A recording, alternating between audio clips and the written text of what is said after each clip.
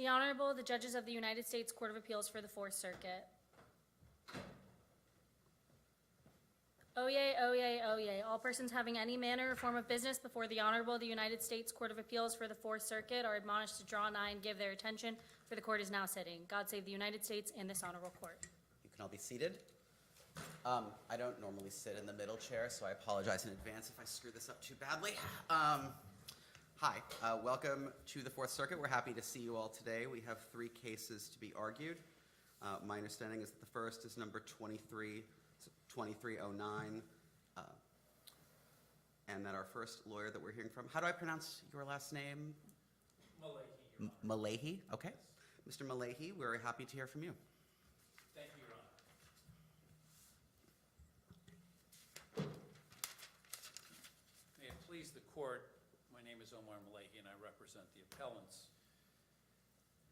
The Supreme Court has many times over mandated that in fee-shifting civil rights cases, a successful plaintiff is entitled to prevailing market rates. The trial court in this case made an error of law when it determined that prevailing market rates were in Appendix B, which at the time was 9 years old and had never been adjusted. The court said in its opinion that it was presuming that those 9-year-old rates were prevailing market rates and therefore reasonable.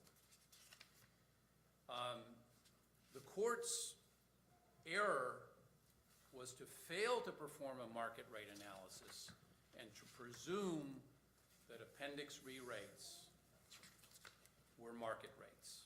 Where does it say that? I'm looking at J807. He does not say, I'm presuming these rates are reasonable. He said the local rules provide presumptively reasonable hourly rates. I take your point that it's similar, but it's not exactly what the district court said, is it? Well, the court did say it was that Appendix B was presumptively reasonable. Right, but the court does not say, I am presuming these rates are reasonable. He does not say that, does he? No. Okay, well, that's what you said he said. I apologize for the discrepancy, Your Honor, but the court made it very clear that he was assuming or presuming that Appendix B rates were market when they were not. So that, along with failing to conduct a market rate analysis, was the error. What specific, you keep saying the words market rate analysis over and over again. What do you think the district court was required to do? And I guess as a frame for that, I take your point. The Supreme Court has said a prevailing plaintiff is presumptively entitled to fees. That's true. I take the court's point that you're entitled to reasonable compensation at a reasonable rate. But the court has also said these aren't supposed to turn into mini trials, and we're not supposed to, at the end of the case that the district court was actually there to hear, supposed to, required to, or even want to have a whole trial about what the fee award should be. So at times your market analysis suggests to me the district court needs to hold a mini trial on what prevailing market rates are in Annapolis or something. And that does not seem consistent with what the Supreme Court has said district courts are supposed to do. My sense from the court is that they're supposed to do like rough justice and try to do a pretty good job, but they're not required. You know what I'm saying? This is not a finding of fact like at the, so what specifically do you think a district court is required to do? Well, certainly not hold a trial, and the court didn't hold a trial here I understand. On the rates. But the court has to take the available market rate evidence, and there was market rate evidence in this case on both sides. Yep. And the court needs to determine what the market rate is. Okay. And it can't substitute a 9-year-old matrix, which has been ravaged by inflation. And I think Amici has indicated that between July 2014, when it was enacted, when it was promulgated, and February of 2024, the increase using the Legal Services Index has been 45%. At what point would you say that Appendix B became unreasonable? When along that timeline, from the time it was promulgated to the time of your trial, did that change? And how would we know to put a pin on that date and say, okay, now it's no longer now it's an abuse of discretion to rely on that appendix? Well, it could theoretically be an incorrect measure of market for attorneys who were highly skilled, maybe Supreme Court litigators. But let's put that part to aside. Let's assume, for Judge Berner's question, that the matrix was reasonable the day it was promulgated. On what day after that day did it become unreasonable? I say within a couple of years, a matrix becomes, if it's tethered to market, it becomes obsolete. And it really depends to some degree on what the inflation levels are. But I think it's clear at this point, or it was when this case was decided, that it was obsolete. So can I ask a follow-up on that? Like, because it seems to me that your brief sort of toggles back and forth between two sort of different sets of arguments. One is the inflation argument. Let's just say I understand the inflation argument. Do you think the court erred? Okay, so put aside inflation. I know you don't. I'm not suggesting that for purposes of our decision we can put aside inflation, but I want to isolate out the inflation part for purposes of this question. What role, if any, do you think that matrices like this can play at all in setting? Because there are parts of your brief that suggest none, that you just basically can't have matrices like this. I don't agree that you can't have matrices Okay. like this. And if you have a matrix, what weight, if any, is a district court allowed to give to them, assuming you can have a matrix and assuming that the matrix hasn't been ravaged by inflation? Well, if a matrix, for example, determines market rate and it's adjusted every year using the legal services index, I would say that's a good matrix. So And your if it has objection- enough brackets, if it has enough brackets to compensate, I mean, it doesn't stop at 20 years. Because I guess the first of my question, when I look at like the district court's actual order, and there's this footnote where they talk about what the matrix is supposed to do, and they say provide practical guidance to lawyers and judges, the factors that are established by case law. Like the description of what the district court's order says about what this matrix is supposed to do. I understand you have objections to whether it's actually being implemented that way, but assuming it was being implemented the way this says, would you have any problem with it? I wouldn't have a problem with a matrix that is Practical guidance to lawyers. that is adjusted. I know, I'm for asking you to inflation. put that part aside. Like, assume there's only one day. There's only one, the matrix was promulgated yesterday, the matrix was reasonable market rates on the day it was promulgated, and the fee petition that comes before the court is the day after the matrix, right? Sure, Would you have no any problem. problem with the way the District of Maryland describes the purpose of this matrix? No, Okay. no. And I don't have problems with matrices. I think they make it easier for litigants, and they make it easier for judges. But what's happening with this matrix is, across the board, the district court is saying, these are presumptively market. And the district court is still doing that now. Well, can I ask you, that's an argument you make in your brief too. With all due respect, this case isn't about what the District of Maryland is doing generally. This is a case about what this district judge did in this particular case, right? Yeah, but this is the So practice. I guess I don't see the relevance to what other judges in the District of Maryland are doing in other cases in terms of how we actually resolve this appeal. But you say it over and over in your brief, and you just said it again, so I'm just trying to understand, what do you think is the legal relevance of the fact that you keep telling us about what other judges are doing in other cases? Because the court is rigidly not departing from Appendix B. But we don't regardless generally of the evidence. supervise the District of Maryland. We don't have like supervisory authority over the District of Maryland. We review appeals in specific cases from the District of Maryland, right? Yes, Your Honor. Is your You're correct. challenge to, I mean, are you challenging the matrix, or or are you also challenging the district court's application of the matrix? We're challenging fundamentally the district court's application of the matrix, but at the same time, we're also challenging the matrix. But yes, the primary challenge is of the district court's use of the matrix when there was market rate evidence introduced in the case. And the district court talked about it, but pretty much ignored it.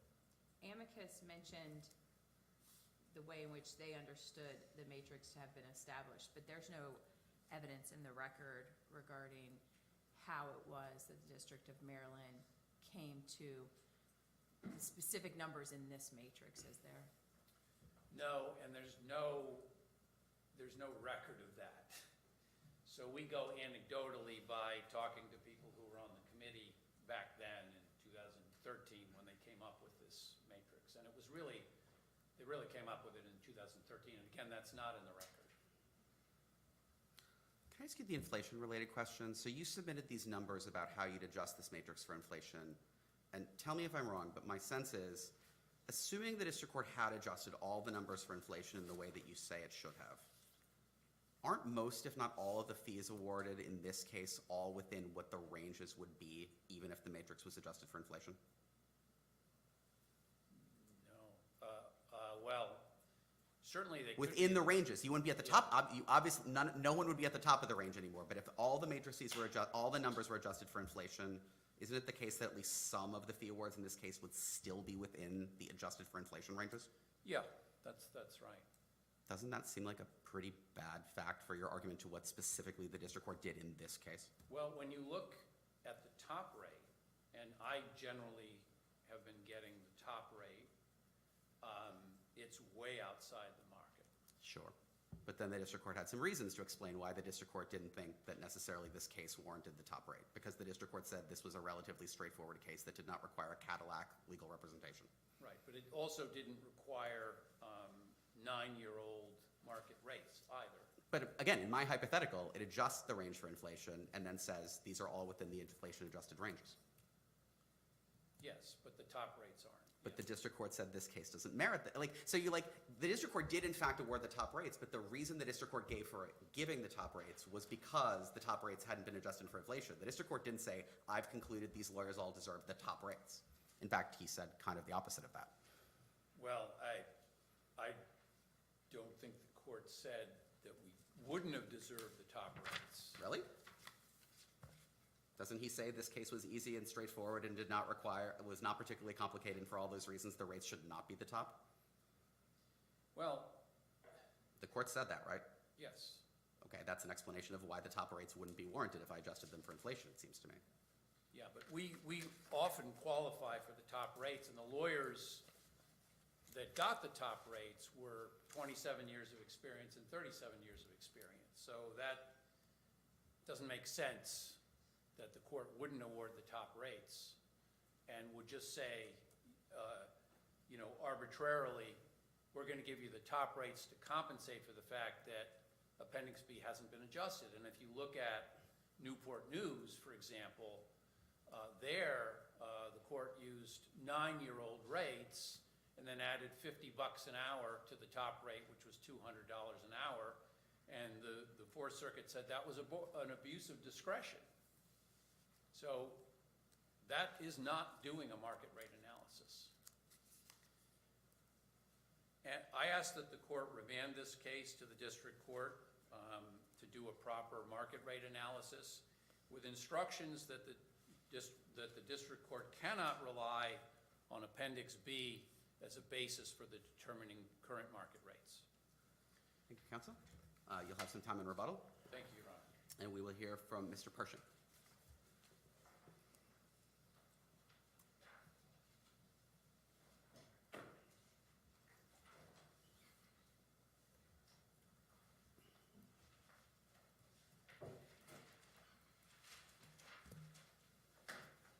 Good morning, Your Honors. May it please the court, Steve Pershing for amici, Public Justice Center of Baltimore and the Metropolitan Washington Employment Lawyers Association, an association of employee-side employment lawyers all over the D.C. area, including substantial numbers of lawyers who practice in Maryland. Picking up on the court's, I have two basic sort of related points I'd like to stress. One is that you can't create the market as a court. You have to recognize the market that exists out there. That's the point in the brief about the buyer's monopoly, or the fancy word monopsony, where you have a market distortion that's constituted, right, where there are many sellers but only one buyer. That's a distortion or a collapse of a market, just like a monopoly is. one important point to be made, and then the other related point is about private attorney general schemes in general. Those schemes, meaning the concept behind all of the fee-shifting statutes in the country since the Fees Awards Act of 1976, is to encourage, and at a minimum not to discourage, lawyers from taking these cases who would otherwise earn their livelihoods with other cases. You're not supposed to discourage lawyers from taking these in and among the cases that they take for market rates. And that's true under Blum. That's true for public interest groups as well as I think we private understand the public policies behind these fee-shifting provisions and recognize them. My question is the question that we asked your colleague, and that is whether a matrix is ever an acceptable marker for judges to rely on in determining what is the reasonable market rate. And if so, at what point does it become stale and no longer presumptively reasonable? So first of all, I think, actually, Your Honor, the way you stated that as a marker, that just means it's helpful. That means it's a factor. I don't think that's wrong. Nor do I think there is a specific date, hour, and minute on which a factor becomes unusable where before it was dispositive, right? It's a factor. So it's dispositive on day one and unusable on year 11, and there's some kind of shifting in between those 11 years where it no longer becomes presumptively reasonable? Is that what we're supposed to decide?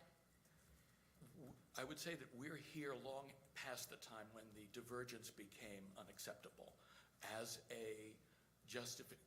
that is made unacceptable, the use of this matrix as not just presumptive, but conclusively presumptive, and not just as a marker, but as a conclusive determinant. Well, I don't think that the district court said it was a conclusive determinant. I think that the district court looked at it and looked at a number of other factors, and it was one factor considered. I think that that's what the court said, and I think it's proper for us to also look at what the court did. They had an affidavit of Michal Shinar, who we all know is a respected colleague, who described what reasonable rates are as far as she is concerned from her own experience, knows from her own experience. Then there was another affidavit by a fellow called Hoffman. The court didn't even mention that one. If the court wants to look to the market, it can't just say, well, we have an affidavit saying these higher rates are reasonable, but Appendix B is really what the court said. It didn't say, but Hoffman, or but we have other evidence. It said, but Appendix B. Well, So isn't I that think- an exercise of discretion, and isn't that the standard of review that we're compelled to apply? I think the court has discretion, and I think it's cabined by the abuse of discretion standard. And I believe that the use of a presumption that these old rates reflect the market is an abuse of that discretion. It's an erroneous legal principle that you can pretend this is the market. The real issue is the cases teach that it's the market rates that control. And by the way, we can drop a footnote there about whether the Johnson factors allow for a drop in hourly rates because the case isn't, a case of first impression or highly novel, and I don't think the cases teach that. I think the right reading of Doesn't them that is seem to say, obviously right? well, Like, if I wouldn't hire Elizabeth Prologar to litigate a straightforward breach of contract action, and I don't care if wherever she goes next she can bill $2,000 an hour. I would not give her $2,000 an hour under 1988 to litigate a straightforward, slip and fall action. No slip and fall action warrants $2,000 an hour for your lawyer. I don't care who it is. and the market probably would not allow that person to command such a rate, and that's the analysis that's what the court has to look to. You can't just say, but Appendix B, if you know that inflation has chopped those rates' effectiveness as a measure of the market by that 50%. The court, I think even in Grissom, this court actually went to a website and looked at inflation. The district court here didn't do that, and it is our understanding that in using these measures, these outdated measures, what the court was basically doing was accepting that this is the market. That was it's error. Not that you don't have discretion as a district judge to determine these things and on the multi-factor test and so on, but the court said this is the market. It said, but Appendix B. It didn't say, but evidence. It said, but Appendix B. So at some point, you're in supposition land. You're substituting a rank supposition for the evidence it's supposed to look to. I'm not saying there's a trial or a long hearing. And most of these are done on the papers. These are not supposed to be, as the court mentioned, not supposed to be these big proceedings. See, my time is expired. This should not be a hard call that in an extreme situation, this court has to step in because meaningful review of the fees is otherwise unavailable. And that's true for public interest groups as well as private practitioners. Thank you very much. Thank you, Your Honors. Mr. Leibowitz? Yes. Did I say that correctly? Yes, thank you.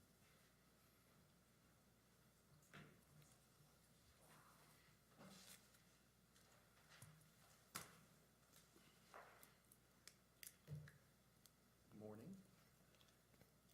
May it please the court. My name is Neil Leibowitz. I'm here on behalf of the appellees. I first want to make note of the fact that one of my clients, Fonz Nguyen, made the trip to be here today. Obviously, he and his wife, who is also a party, care a great deal about the outcome of this appeal. Your Honors have heard a lot about Appendix B this morning. Appendix B, with all due respect to opposing counsel, does not matter to my clients. What matters to them is that a judgment for attorney's fees and expenses has been awarded to counsel for the appellants in the amount of more than $201,000. What matters to them is that this number not increase. They own and run a single nail salon in Oxon Hill, Maryland, and cannot afford to pay any more. Importantly, Appendix B should not be construed as the anchor appellants claim it is, and certainly not in this case. I've actually been racking my brain for more than a year now about this being the case that appellants chose to bring to this court, that this is the case that they sought appellate review. It doesn't make a lot of sense to me. Making this case about Appendix B requires making a simple case seem much more complex than it was. There are complex cases out there, cases involving actions, class actions, precedent-setting changes in the law, or cases more like discrimination cases involving matters of proving intent and circumstantial evidence. This case resolves almost entirely around whether two workers responsible for cleaning appellant's nail salon worked enough hours to be entitled to overtime. There were no issues with exemptions, as appellants were clearly not exempt. The complaint itself spanned only 6.5 pages, with the caption taking up nearly the entire first page. So I want to ask you some questions like we asked your friend on the other side, your friends on the other side. I want to start with one, though. Again, I want you to bracket the inflation issue for a minute. I just want to understand what you think the correct rule about a matrix like this is. Could a federal district court say, without committing a legal error that would necessarily be an abuse of discretion, that I'll never go above the top range of a matrix? This is a softball. I think the answer to that's easy. No. Okay. Could a district court say any request to go above the top range requires a special justification, and absent a special justification, I will not? I don't know that I would use the phrasing special justification, but I do believe it would have to be justified because the ultimate rate needs to be reasonable. No, but the court would say, no, I guess what I'm saying is, the analogy I'm thinking of is all these cases in the wake of the mandatory sentencing guidelines, where the court says not only are the sentencing guidelines mandatory, but at least district court judges are not allowed to anchor to the guidelines either and say, like, if a district court sentences within the guidelines, an appellate court is allowed to presume that sentence is reasonable, but the Supreme Court has also said a district court is not allowed to presume that the guidelines range is reasonable, and a district court who presumes the guidelines range is reasonable, that, in other words to say, a district court who says, I'm going to sentence within the guidelines unless you give me a good reason not to, that would be a legal error. Do you think the same is true for fees?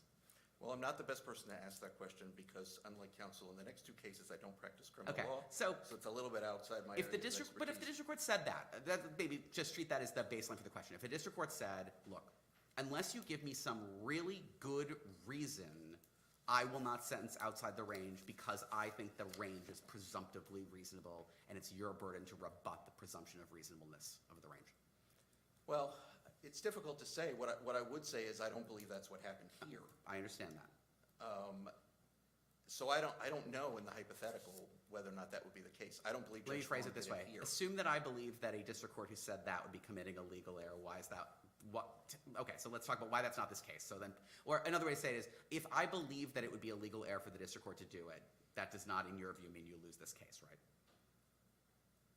I don't follow. I'm so sorry. I was unclear. It's- That was my fault. I heard it as I was saying it. Assume for the sake of argument that I believe a district court who said what I just said. The range is presumptively reasonable. I will not go outside the range unless you give me a compelling reason to. If I believe that would be a legal error, do you think you could still win this appeal, even if I believe that? I think you do, because I think Yes. you suggested that you did. Okay, so Yes. why is that not what, so that's just inviting you to tell us, why is that not what the district court did here? Okay, it's not what the district court did here because the court simply factored into its analysis the Appendix B ranges, but it engaged in further analysis. But what do you understand, the language your friend quoted on it's at the bottom of JA 807, it's the very last sentence on JA, where the court said the rules preside presumptively reasonably hourly rates. Why is that not the problem I just described? Why is it not a problem that the district court said that? Because the court in this case, and courts in other cases, based upon my reading of the decisions, don't limit it to that. They make reference to that dynamic, but then they engage in further analysis, which is what the court did here. The court took that as one factor amongst others, and as opposing counsel said, appendices in and of themselves are not inherently problematic. This court has said that they can be used. They're in fact provided for expressly under Federal Rule 34 that allows for local rules, and there's a comment that talks about the use of appendices, I believe. There's another local rule. It's not just Appendix B. There's another local rule that says that you are, I think it's 1.9, you're supposed to provide to us what your rate is and what the rate is in the community. And something that's been lost in the mix here is that we did that. The appellees provided a 21-page affidavit from Mr. Hoffman. It's a declaration, but it's an affidavit. It's a sworn affidavit. And he lays out in excruciating detail. I was very impressively surprised when I got it back because I had no input, and he sends it back to me, and I'm like, wow, 21 pages, okay, great. He really poured his heart and soul into that to explain why he reached the conclusion that he reached. And the district court never referenced him or any of his conclusions, so what do we do with that fact? So the district court did make reference to having reviewed the record and having reviewed the submissions of the parties. I know, but in explaining the rate it's awarding, the court doesn't say, I'm persuaded by Mr. Hoffman and so I'm doing blank. The court never says that. It did not, correct, it did not make that express assertion, but you can infer from what the court did said that he concurred with what Mr. Hoffman had asserted, because, as I noted in our brief, the findings of the court fairly closely mirrored what Mr. Hoffman said on a number of levels. So something that I also think is lost in the mix is there are scenarios involving appellant's counsel where the court has awarded above Appendix B rates, and opposing counsel highlighted those, but also admitted that those were situations where the issue wasn't contested. And in fairness to the court, yes, the court's supposed to engage in the same analysis, but as a practical matter, they don't, respectfully. If something is not opposed and the party that isn't opposed has the burden, it's unopposed. So I don't think to me, that's apples and oranges. This case was opposed. We filed a 35-page opposition. We filed a 21-page affidavit for Mr. Hoffman. We filed additional exhibits. We noted objections with regard to all the time entries that were submitted. I mean, this was a vigorous opposition because this was a very, very big deal to my clients. The amount being sought was dramatically more than the amount that was awarded, which we were very thankful for. The reduction was primarily due to the reduction in the number of hours, not the reduction in the hourly rate, but it's only the hourly rate that's been appealed. And that opposition was clearly taken into account by Judge Schwang because otherwise he would have found a higher rate. In other words, the fact that he referenced Ms. Chenard's, I may get the name wrong, but her affidavit and not Mr. Hoffman's affidavit. He mentioned things about that affidavit saying that it presented evidence of X, Y, and Z, but then he then said, but X, Y, and Z don't mitigate in favor of higher rates here. The implication being that he looked at other evidence, the evidence that we submitted. Do I wish Judge Schwang had said, I've been convinced by Mr. Hoffman's affidavit that I shouldn't award higher rates here? Sure, that would have made my job a lot easier. But the judge didn't do that, but that doesn't mean that that's not what happened. He did say that he reviewed the record and reviewed the submissions. And so we take the position that we presented evidence of market rate, something that was lost in the mix in the briefing from appellants, and that in doing so, we demonstrated to the judge that higher rates weren't appropriate here, particularly given the relatively straightforward nature of the case. This was a case in which there was no summary judgment filed. There wasn't a motion to dismiss filed. The case proceeded, went through discovery, went to trial. It was over. So in a case like that, the case law makes clear that the rates awarded were reasonable. So what about the inflation problem? So the judge references, he does expressly reference the inflation issue. He says that in light of inflation, he will award the high end of each of the ranges applicable to the various attorneys for appellants. So that's the way that he accounted for it. But he's still anchoring to old data that hasn't been adjusted for inflation. Like, this just creates, if you anchor to garbage numbers, the numbers are still garbage, even if you, I mean, I'm not saying the numbers are, but you know what I'm saying? Assume for the sake of argument that the numbers were completely fanciful and arbitrary, right? Like, just take that aside. Like, say we had a matrix, but the numbers in the matrix are fanciful and arbitrary. You wouldn't fix the problem by saying, well, fair point, the numbers are fanciful and arbitrary, but I'll give you at the top of the range of the fanciful and arbitrary ranges, right? You can't anchor to something unless that something has some level of validity, right? Sure. So a couple things there. Number one, my reading of the case law, there was a case referenced by appellant's counsel on this issue of interest, and it said that the court could do one of two things. It could either add interest to apply for the increase in interest between the start of the case and a later point in the case. It was an administrative case, and it was in stages, and perhaps there was one award earlier and one award later, and they said the court had to account for the difference. But you didn't have to do that if the court only looked at the matter in present day, which Judge Schwang doesn't say otherwise. He doesn't say, well, I'm adding interest because, or I'm adding inflationary figures because I'm looking back to 2020 when the case was filed up through 2023, which is now. He just said, this is the rate I'm awarding. So you could read into that it's already been factored in because in his mind, he's awarding present day rates. And then the other point, I forgot. Well, I don't think we can determine what's in his mind unless it's on the paper, so, in his opinion. So I don't think it's right that we can assume what he was thinking when he didn't write it down. And what our case law says, and I don't know what case it is you're referring to, but that it's the district court needed to look at specific evidence, and I'm reading from the Plyer case, which is a Fourth Circuit case on reasonable fees, specific evidence of the prevailing market rate in the relevant community for the type of work for which the fee is sought. That's what the district court was required to do. Right. And so here, repeatedly, and you're correct that there is reference to the evidence that was submitted, but repeatedly, the court turns back to the matrix that is in fact very, very old. And so it does seem like the fact pattern that Judge Heitens put forward of the matrix being the presumptive cabined rate is precisely what the district court did. Well, we take the position that the court factored Appendix B into what it did, but then it did also factor the Johnson factors into its analysis.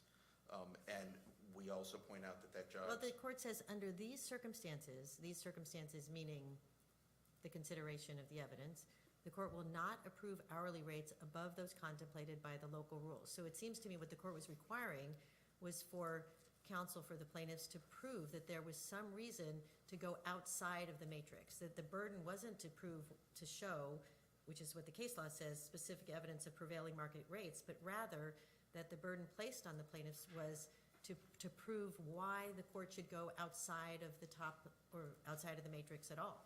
And that's not the standard that's been established by this court. So there is an asterisk in Appendix B that talks about the dynamics of the court's use of Appendix B, and it does provide for going above and beyond. It's quoted in our brief, and my take would be that that's what was done here, that the court looked at Appendix B and then applied the other factors and dynamics at play in the case and reached a conclusion. I would also note, again, I can appreciate that the court did not expressly reference the Hoffman affidavit, but the findings that were reached by the judge jibe with the findings of the Hoffman affidavit, which explained why those rates are market rates in the community. There was also a whole host of cases. Are they market rates in the community? Well, yes, so we demonstrated that in part by showing what lawyers had voluntarily sought in the very county where opposing counsel practices, and they routinely sought within Appendix B rates. So with the determination of what's a market rate in the community is based on what attorneys routinely seek in a market where there's a matrix that sets forth what attorneys are supposed to seek? Well, there is a matrix, but it doesn't require them to seek figures within it. The point being that they voluntarily sought rates within those ranges because they felt that they were reasonable. I mean, I can use myself as an example. Admittedly, it's anecdotal, but I practice almost exclusively plaintiff's employment law. I've never charged a fee outside of the $300 to $400 range in my career because people can't afford it. My clients oftentimes have lost their jobs. If I had my rates at that higher rate, I would have few, if any, clients. And I think these other attorneys in these other cases feel similarly, and that's why they seek rates of somewhere between whatever the bottom of the range is and the 475. Most of these folks are at the 20 and above rate, the folks that are submitting these fee petitions. But they stop at the 475 themselves because they've deemed it themselves to be reasonable. They do it even in cases where they're default judgments. I provided cases of default judgments where people do it. And they would not be constrained to do that. They could seek higher figures. They could file affidavits like appellant's counsel did here and seek higher rates, but they don't because it's not the reality. It's not what people charge. I mean, and what people do charge is what's expressed in Mr. Hoffman's affidavit. He talks about when he charges $350, he gets great pushback and difficulty getting clients. And, you know, there are different dynamics in these cases, and they're actually very attractive and actively sought out. And so there is competition for them, which would lower the rates because clients could comparison shop between lawyers and law firms. And so our position is that maybe it's a coincidence. Like I said, my focus is not Appendix B. I know the court has to address that on some level. My focus is this case. And in this case, the amount of fees awarded were reasonable. That's demonstrated by the multitude of reasons that we provided in our briefing. So it's not as simple as the matrix. The matrix obviously came into play. The court expressly referenced it. I'm not going to deny that. But our position is that the evidence that we presented to the court was taken into account by the judge, and that the decision reached by the judge was reasoned and reasonable. Certainly reasoned and reasonable enough to not constitute an abuse of discretion. Abuse of discretion is a fairly high standard. I don't see an abuse here. I see a judge who appeared at the bench trial in this case, ruled on evidence, listened to witnesses himself, wrote a lengthy opinion laying out the liability issues, then got a fee petition, had massive submissions submitted to him, and took his time and attention and paid it to those submissions, and reached a reasoned conclusion. And so our position would be that it's not really about Appendix B. It's about whether or not the sums awarded in terms of hourly rates were reasonable. Our position would be, for all the reasons, again, that we expressed in the affidavit, they were. I did want to take a quick look at my notes, see if there was something I needed to touch on that some other folks said. There was one thing that Mr. Pershing said that I wanted to comment on. There's this comment, although the court kind of questioned him about it, that the Johnson factors only equate with the number of hours and not the hourly rate. And we cited multiple cases that said that's not true, that it applies to both the hourly rate and the number of hours. That was expressly stated in numerous cases. And as the court pointed out, that only makes sense. As we cited in our briefing, a jaywalking case is not the same as a first-degree murder case. You can't charge the same hourly rates for every case. And so the rates that were awarded in this case are reasonable for this case. Let me just, bear with me 1 second. Let me just take a quick peek.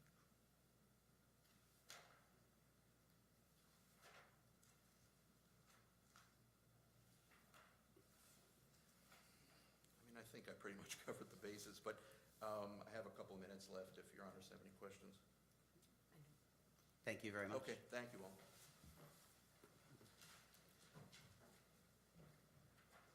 So you have some rebuttal time. We're happy to hear from you. Thank you, Your Honor. One point I'd like to raise preliminarily is we do agree that Johnson factors can be applied to the rates and to the billable hours, or the reasonable billable hours, but not every Johnson factor can be applied to both. And although there's conflicting What says that? Fourth Circuit precedent. What case? Blum versus Stinson says that. Says what? Blum versus Stinson says that the complexity and novelty, as a general rule, go to reasonable number of billable hours and not the rates. And it says that on page 898 and 899. As a general rule. Yes, as a general rule. There's conflicting Fourth Circuit precedent on this issue. There's a couple of Fourth Circuit cases that that cite Blum, or one that cites Blum for that proposition. And, but anyway, Blum says that.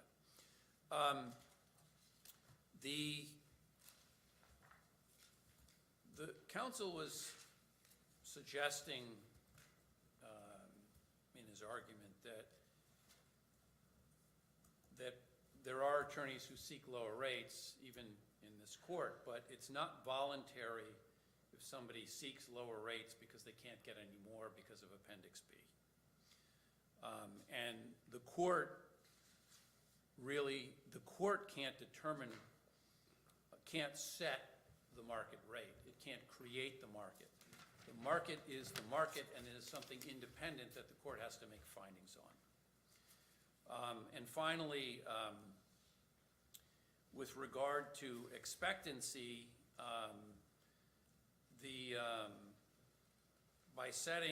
by continuing to adhere to unadjusted Appendix B rates, lawyers should not be expecting to get those rates necessarily because they're not consistent with market. Lawyers should be expecting to get rates that are consistent with market, and that was one of the factors that the judge relied on. Unless the court has any further questions, I have nothing further. Thank you very much. We thank all the lawyers for their arguments. We will come down and greet counsel and proceed directly to our next case.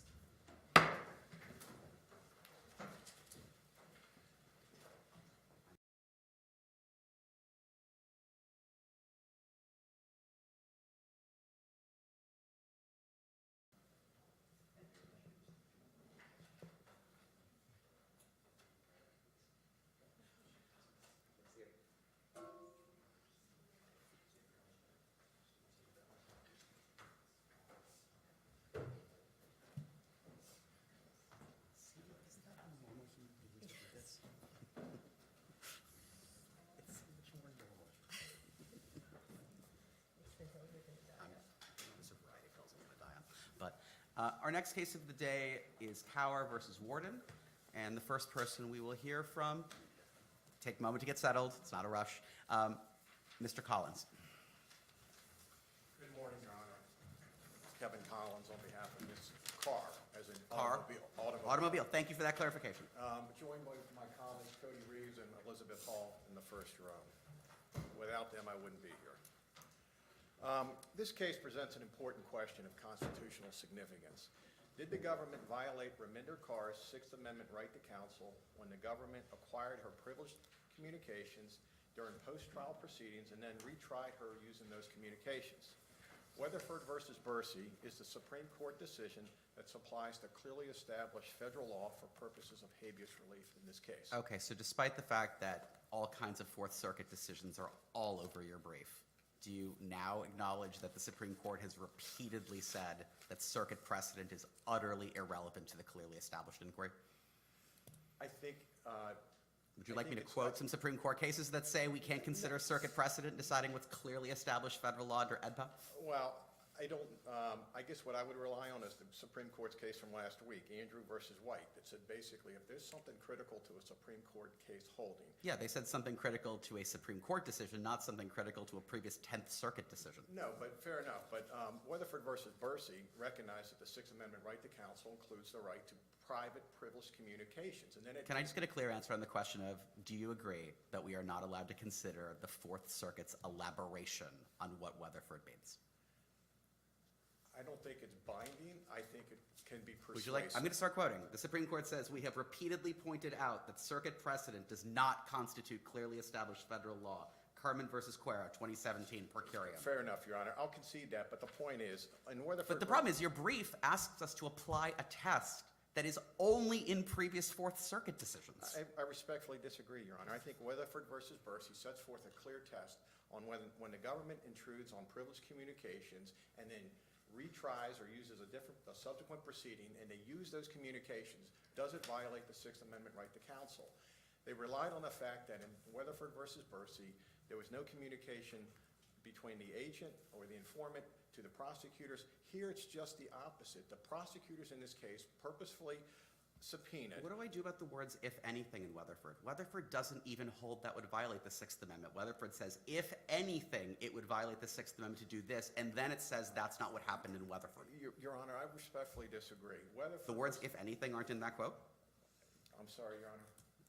The language that you repeatedly quote from Weatherford is preceded by the words, "if anything is to be inferred from these two cases with respect to the right to counsel, it is, comma." Sure, but... If anything is doing some work, Well- it's not even clear it does that. Your Honor, I respectfully disagree. Weatherford versus Bursey involved the Sixth Amendment right to counsel and whether it was violated, and they said it wasn't violated because the communication wasn't conveyed, the privileged communication wasn't conveyed to the prosecutors. Here, it's just the opposite. So, in my view, it's no different than Andrew versus White, where they looked at an Eighth Amendment case and said, well, we relied on the due process clause there as a backstop on inadmissible prejudicial evidence. In Andrew versus White, we submitted a 28J letter on it this week.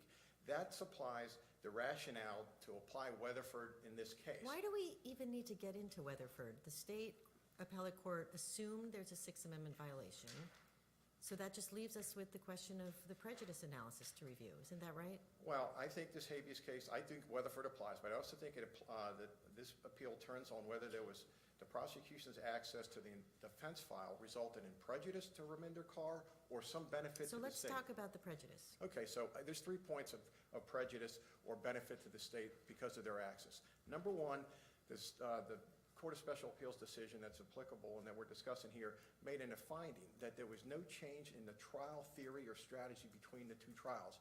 That is objectively unreasonable, and under 2254 should be disregarded. The second point is that the second wig offered no support to the state's case, but significant support to Ms. Cowers. Both conclusions are plainly wrong. The third point is that there was no prejudice from Raminder Kaur not testifying, and it became moot because there was no proffer. Let me take each of those in order. In terms of the state's theory, Can you first tell us what the standard is for reviewing the prejudice question? I think it's de And novo. where do we find that? Well, it's de novo. You review the district court's decision de novo. Right, but did it need to be? Who's the burden on?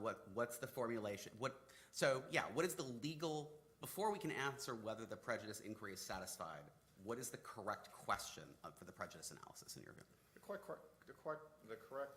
question is whether we have shown that the state court's decision is an unreasonable application, has an unreasonable finding of fact or an unreasonable No. application. So let's go back to, pretend we're the Maryland Court of Special Appeals, and we've just said we're going to grant your assumption that there was a Sixth Amendment violation. Now we have to conduct a prejudice analysis. But Sure. before I can conduct a prejudice analysis, I have to know what is the question under the prejudice analysis. So what do you believe is the question? The question is, was the defendant prejudiced by their access and use of that communication at the second trial or second proceeding, or did the state benefit? Who's the burden on? The burden is on the defendant, and I believe So that... you think when the Maryland Court of Special Appeals said the burden's on the defendant, that was not contrary to or an unreasonable application of federal law? When they No, said but- that was the question? Correct, but I And do think... one more question. When they said the standard is whether you've shown a reasonable, they said reasonable probability. That's the language they used, right? Do you believe that was the correct formulation of the prejudice inquiry? Whether the defendant has shown there is a reasonable probability that this would have changed the outcome? I don't know if there's a difference between reasonable probability or unreasonable, an objectively unreasonable finding of fact. To me, there's unreasonable I'm not talking about the standards for federal habeas review. I'm talking about the legal standards the state court was supposed to apply in conducting the prejudice Well, inquiry. the state court wasn't applying Weatherford. I am asking you about the prejudice question. They just said, has Rarinder Kaur shown prejudice from? No, they said, has she shown there is a reasonable probability? And all I'm asking is, do you take issue with that formulation of the legal standard? I think that standard is fine, because regardless of how you characterize it, Raminder Kaur was prejudiced by the state's access to the privileged information in 3 different ways. Number one, the state made this finding that the state's theory didn't change between trials. What was really important for this court to consider, and the Court of Special Appeals ignored, was that Raminder Kaur was charged with murder, conspiracy with her husband to commit murder, and the use of a handgun. Everybody just focused on the murder. But the state's theory changed dramatically between the 2 trials. In Trial 1, at Joint Appendix 2613, they described Raminder Kaur as the shooter. Joint Appendix 2624, she's the one who actually fired the shots to kill Priya Gaba. 2625, she was the one shot down in the street by Raminder Kaur. They treat her as the principal and the shooter in the first degree in Trial 1, and it continued into their closing. Now, fast forward, between the 2 trials, the state gets all this access to this privileged information, including information that her husband had confessed to her, and it basically accepted responsibility for dressing up as a woman, dousing her with medication, and then shooting his ex-wife.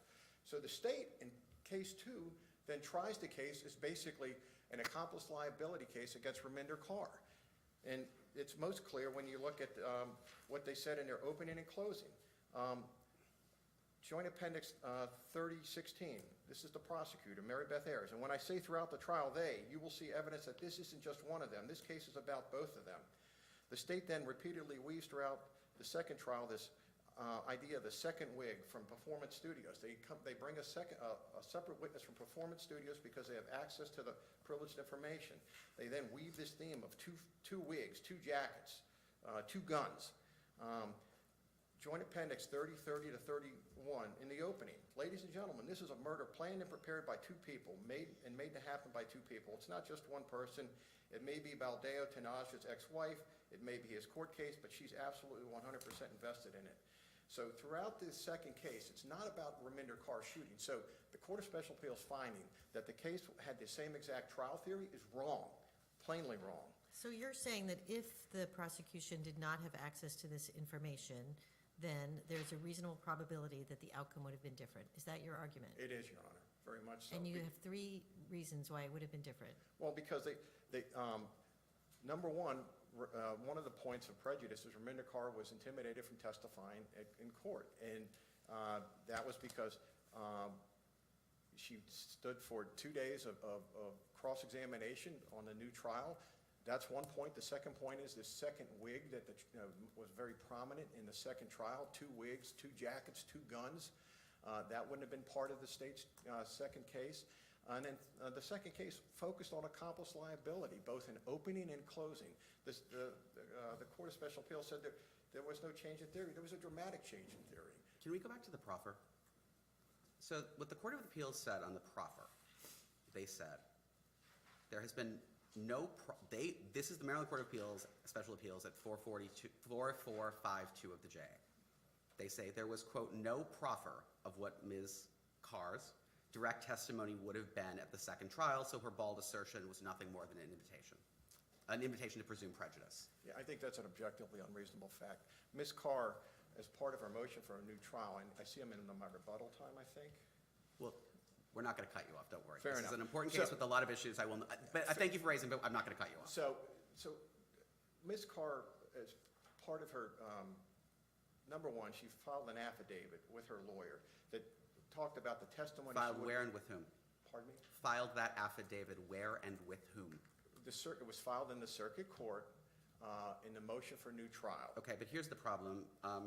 In your reply brief, you said that laid out. So you say in your reply brief at page 7 that affidavit laid it out. Where did you raise before the Maryland Court of Special Appeals? Because this is EDPA. We're not deciding this case, what we think the right answer is. We're deciding whether the state court violated EDPA. Or transgressed the limits set by EDPA. Where in your client's Maryland Court of Special Appeals brief did you argue this affidavit constitutes a proffer of what she would testify to at the second trial? I mean, the affidavit was all over the Court of Special Appeals opinion. That's not what I'm asking you. I'm asking you, where did you say this is a proffer of what she would have said at the second trial? Well, what she would have said in the second trial, she also testified to at the motion for the new trial, and that's throughout the appendix. But she got the new trial. I understand, but Your Honor, also, the trial court summarized her testimony in ruling on the motion for a new trial. I would direct the court. But she got the new trial. That's not a proffer of what she would testify to at trial 1. That's a proffer of what she would have testified to at trial 1 had she not been intimidated. Why would there be any difference between what she would have testified to in the affidavit and her testimony for a new trial? And if you look at the trial court. Am I correct in surmising from your refusal repeatedly to answer my straightforward question that it is true that nowhere in your Maryland Court of Special Appeals brief did you ever claim that that was a proffer of what she would have testified to at trial 2? I have read your brief. I do not see anywhere in your brief where you said that before the Maryland Court of Special Appeals, and I'm giving you an opportunity to tell me where in the brief, and not it's all over the brief.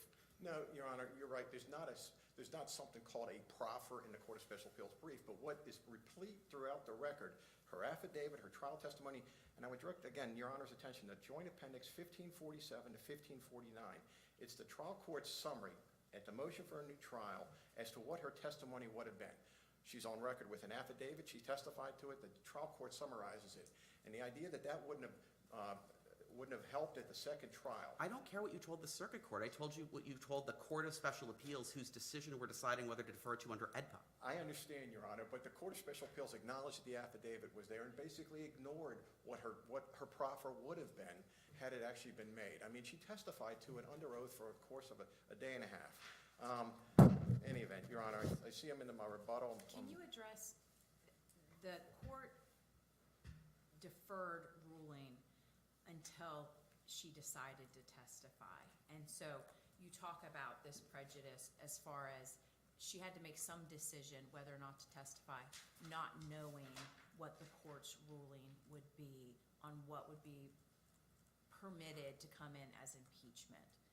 And so I'd like you to address that, why you think that was error and what the prejudice was to her. So at Joint Appendix 4233, her trial counsel stood up when it was clear that she wasn't going to testify at the second trial. There was a brief colloquy as to, why you're not going to testify. Her trial counsel stood up and said, based on the various motions for the protective order, not recusing the prosecutors, the motion in limine, and the state's access to the privileged materials, that was part of the defense's calculus and Ms. Carr's decision not to testify in that case.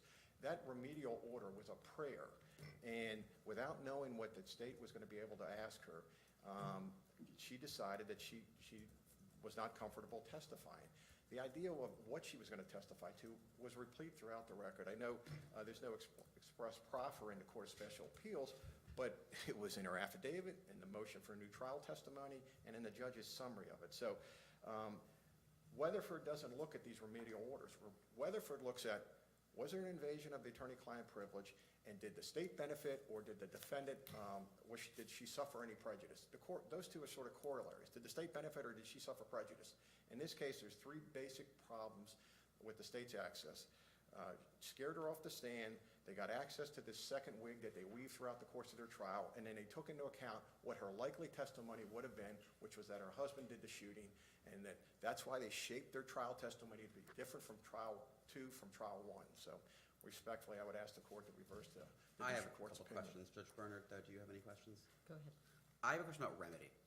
The last sentence of your brief says, the writ should issue. Can a federal court order habeas relief to someone that no court has actually found suffered a constitutional violation? I think if that's what the brief says, I would ask the court to reverse the district court's decision. And remand, because Judge Bernard pointed out earlier, the Maryland Court of Special Appeals did not find the Sixth Amendment was violated here. It assumed it was, right? It did. So even if you're right on prejudice, wouldn't the district court on remand have to actually decide there was a Sixth Amendment violation? No, because I think You can grant habeas relief to someone who no court has found is actually the victim of a Sixth Amendment violation? no, this court's review of the district court's decision is de novo, and I think that this court can reverse the district Well, court's then you're decision. saying we should find there was actually a Sixth Amendment violation? I do. On this record, Your Honor, I think the But you prejudice. agree we would have to do that. We cannot grant habeas relief based on the assumption that someone's Sixth Amendment rights were violated. No, but I think you could remand with orders to enter additional orders consistent with this court's opinion. I think this court should reverse the district court's decision on a de novo review. Okay, so you are agreeing we can't just grant habeas relief based on the assumption her Sixth Amendment rights were violated? No, but I think there can be a conclusion from this court that guides the district court's further proceedings. Thank you, Your Honor. Thank you.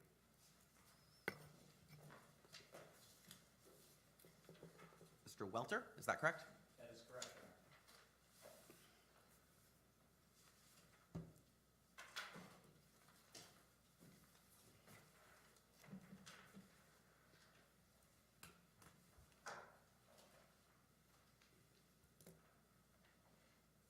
Good morning, Your Honors. May it please the court. In this case, the district court correctly applied the highly deferential standard of review to the decision of the Maryland Court of Special Appeals to reject Ms. Carr's claim, and this court, we submit, should do the same.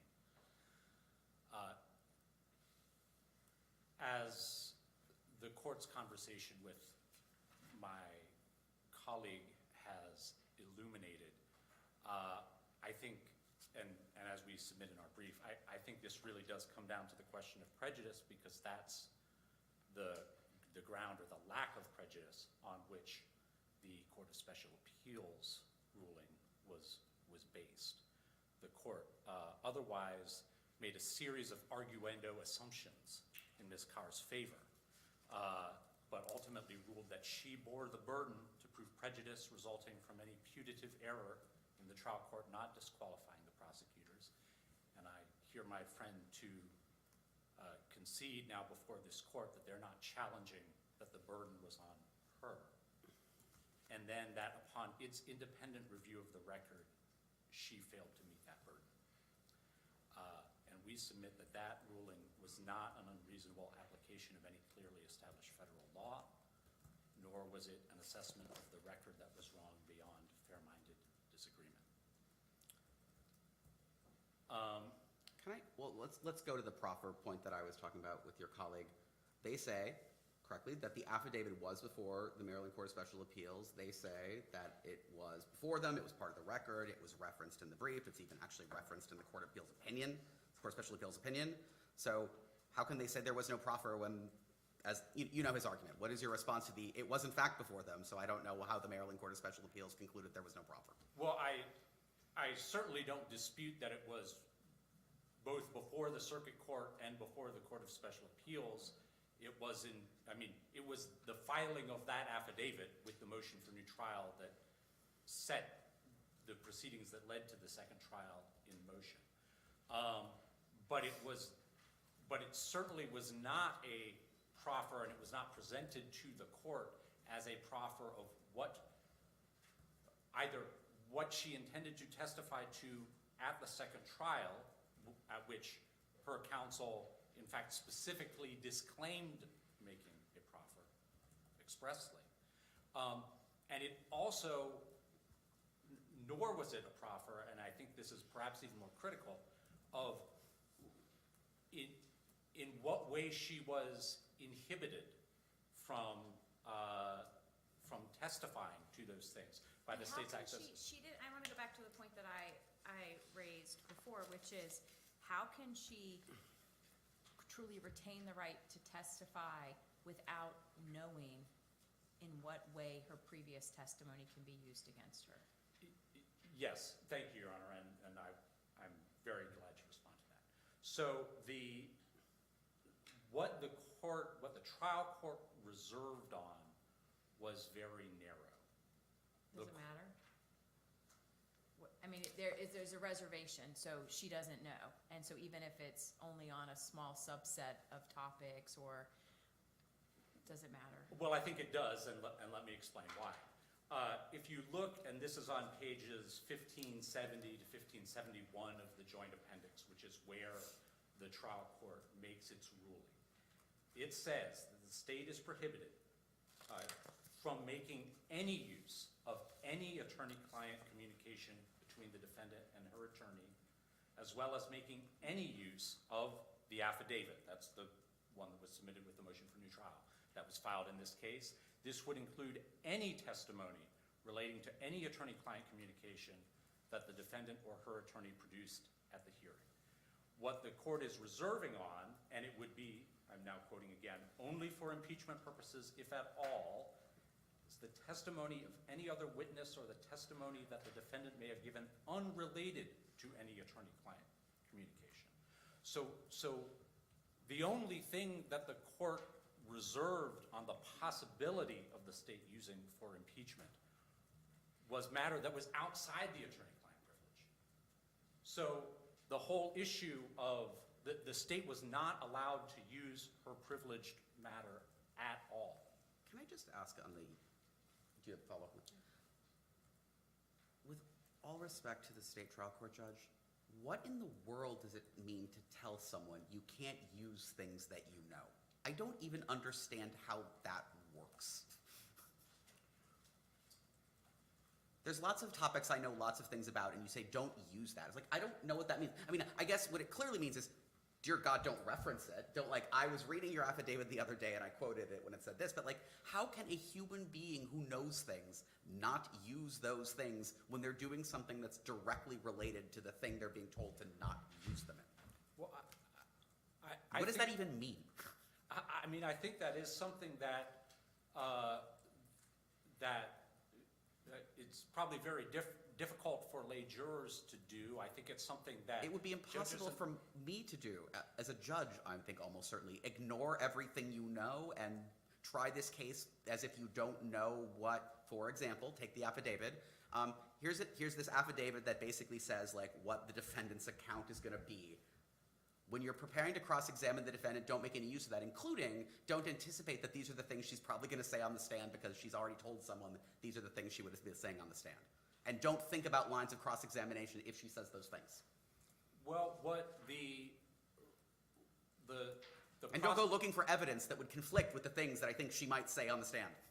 The prosecutor and the trial court had an interesting colloquy about this, and I apologize, I'm not going to be able to give you an exact JA site, but it's in this discussion. It's probably a few pages earlier than the one I just referenced, where the prosecutor pointed out there was for instance, there was a statement that she had given to police that was held to be Miranda violative. So in exactly the same way, that couldn't be introduced in the state's case in chief, but it was held voluntary, so it could have been used for impeachment. But we don't tell prosecutors when we suppress under, that's a good example, when we suppress under Miranda, we say you cannot use this statement, but we don't tell them, like, try to forget that you know what she said during that statement because we recognize that would be impossible to tell them that.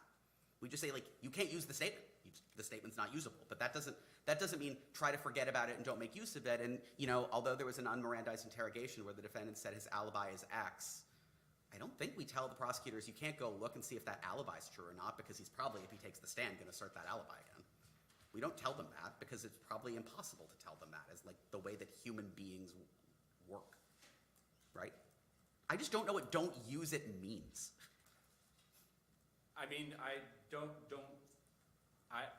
think, I mean, the court, I think, gave an oral ruling on this, and that is what it said, and I don't think that no one asked for clarification of that ruling in terms of what it meant, what it required of the prosecutor.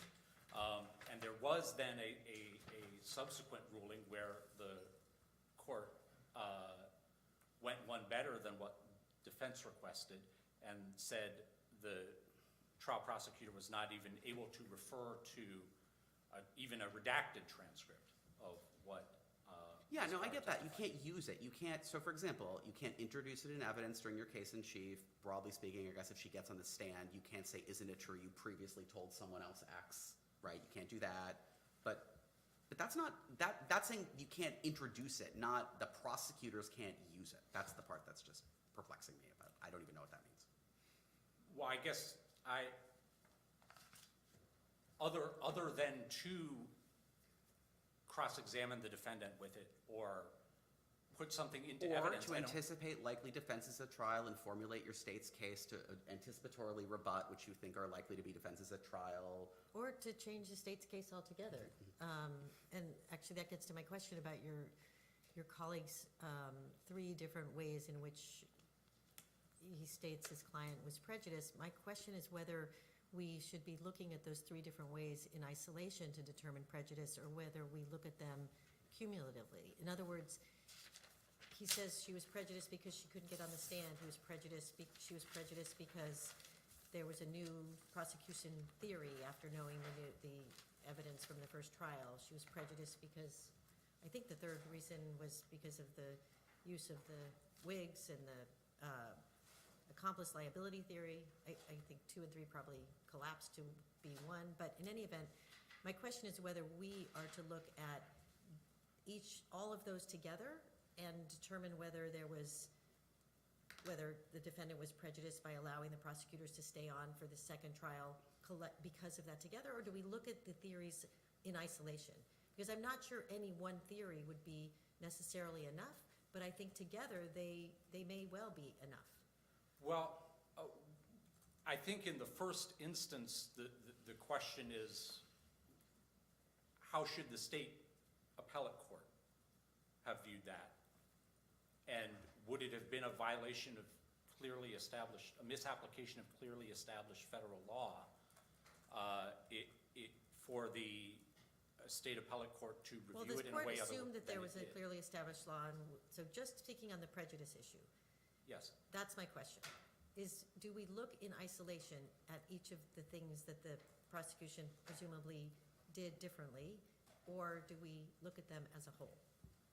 I'm inclined to think we look at them as a whole. I don't disagree with that. I think that the Court of Special Appeals looked at them as a whole. I mean, it analyzed them, of course, each as well, but it ultimately concluded that Ms. Carr had not shown prejudice, and to conclude otherwise in the context of EDPA review, this court would have to not simply disagree, this court would have to say that no fair-minded jurist could reach that So can we conclusion. take through each of those and make sure I have a sense of what the Maryland Court of Special Appeals said about each of them? So on those, she would have testified differently. They reject that one on the grounds of no proper proffer. That's their grounds there, right? Yes, and essentially that is effectively asking them to presume prejudice. So they essentially say that is no showing. Absent a Yeah. proffer, that doesn't add anything to the prejudice analysis. Yeah. On changing their theory, as I recall, they said basically, we conclude they didn't change their theory. Now that's right or wrong, but that was their explanation of the changing their theory issue, right? Yes, And then on the, rejected that on the could record. you walk me, the one I don't mean this is a sincere question. What is their theory of rejecting the wigs?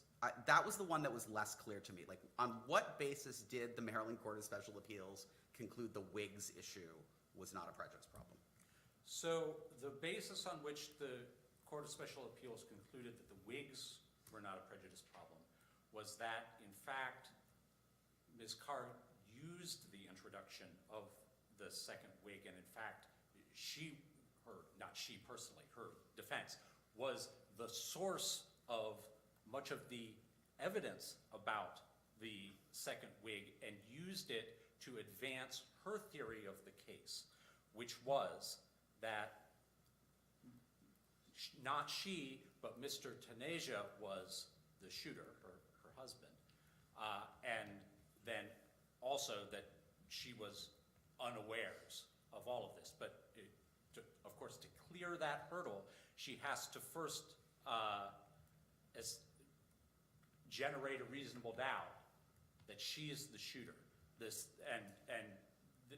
I think they are sort of interrelated in that the state's theory did not change between the two trials.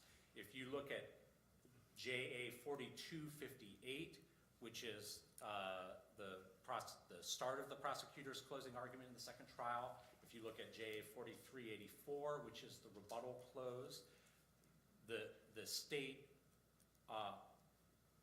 argued and listed all the ways.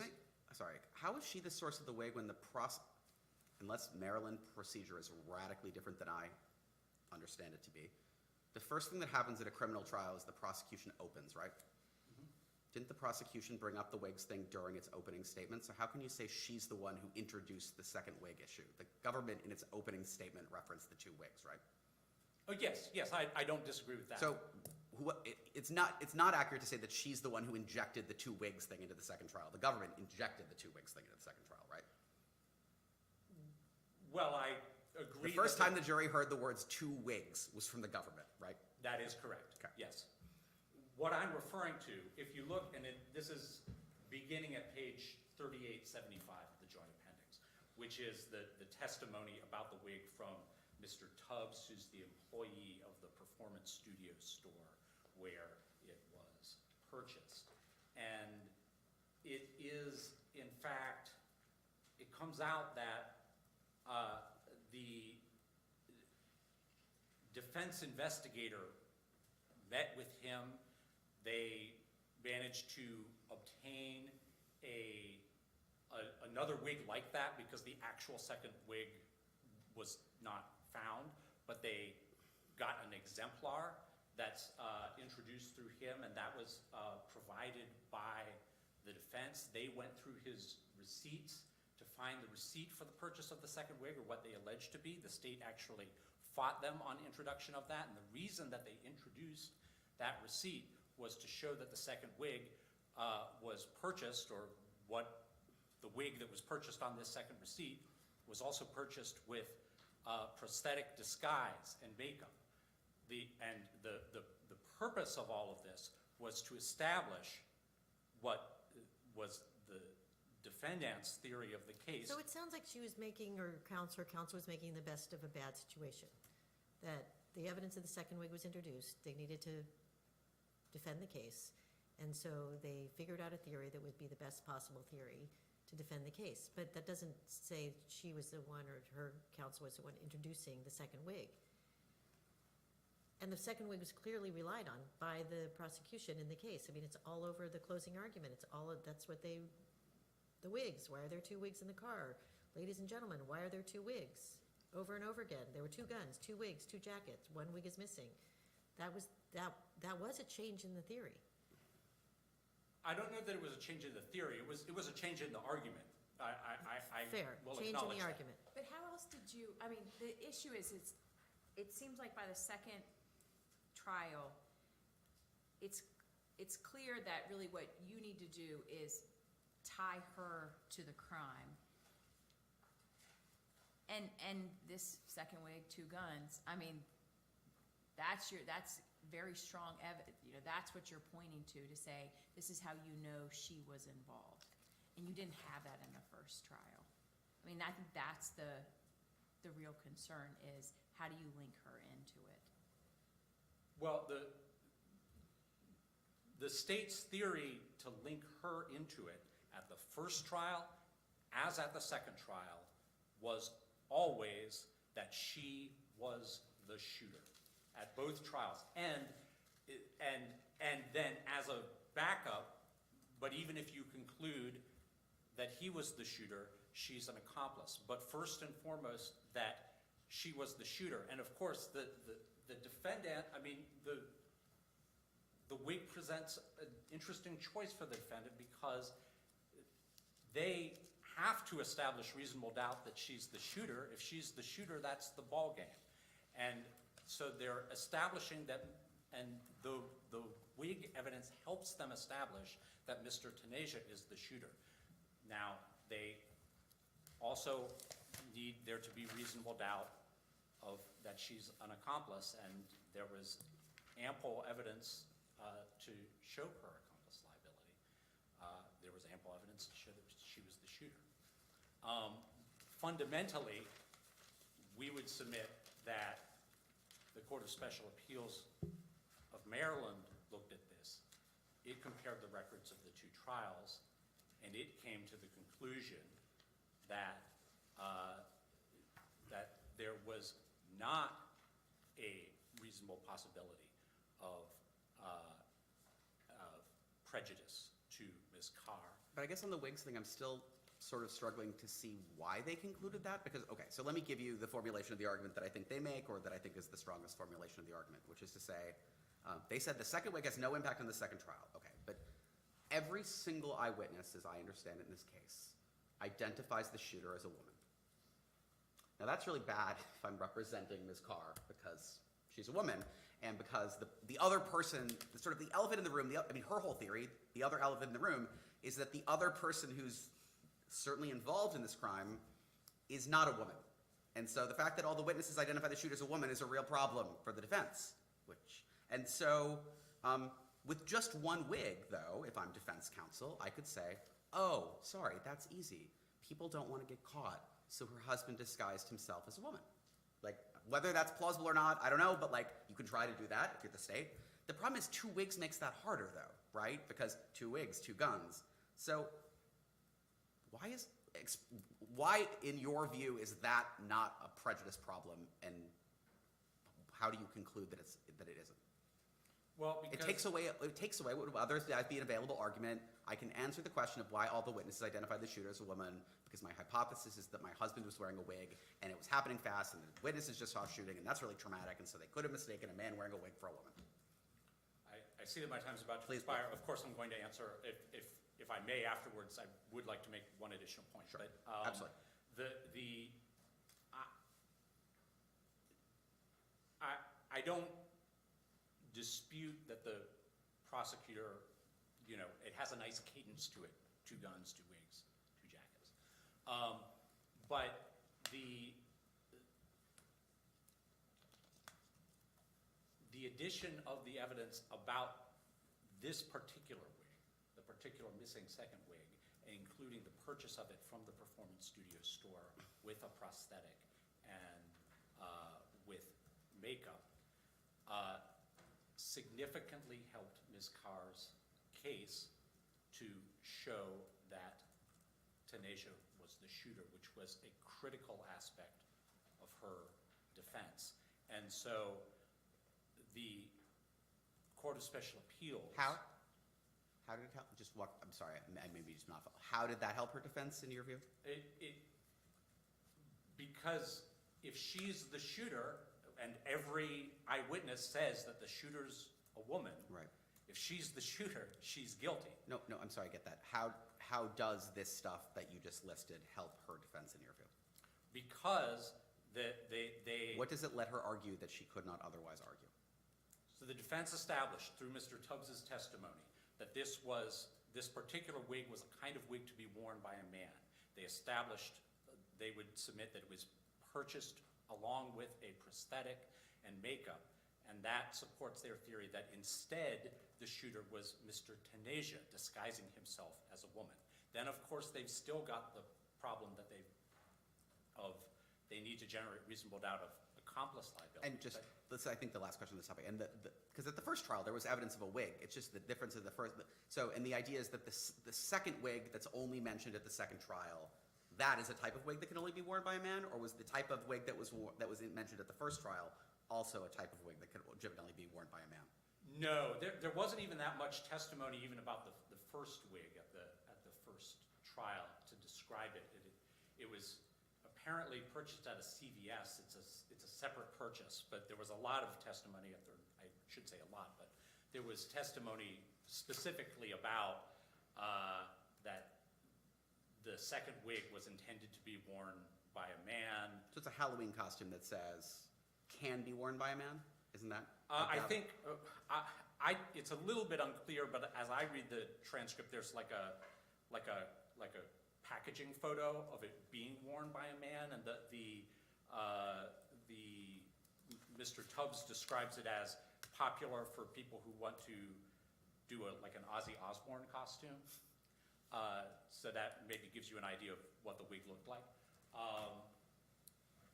So that was the testimony, and that is what the Court of Special Appeals relied on, and we submit that is a view of the record that was not unreasonable and withstands EDPA review.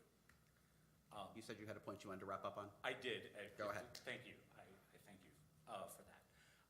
And the point is this, just to respond to your question about remedy, if you were to conclude otherwise, we do think that the appropriate thing would be to remand it to the district court, because if this were going to be reviewed not under IDPA review, but de novo, none of those assumptions that the Court of Special Appeals made have been briefed to this court. They weren't briefed to the district court.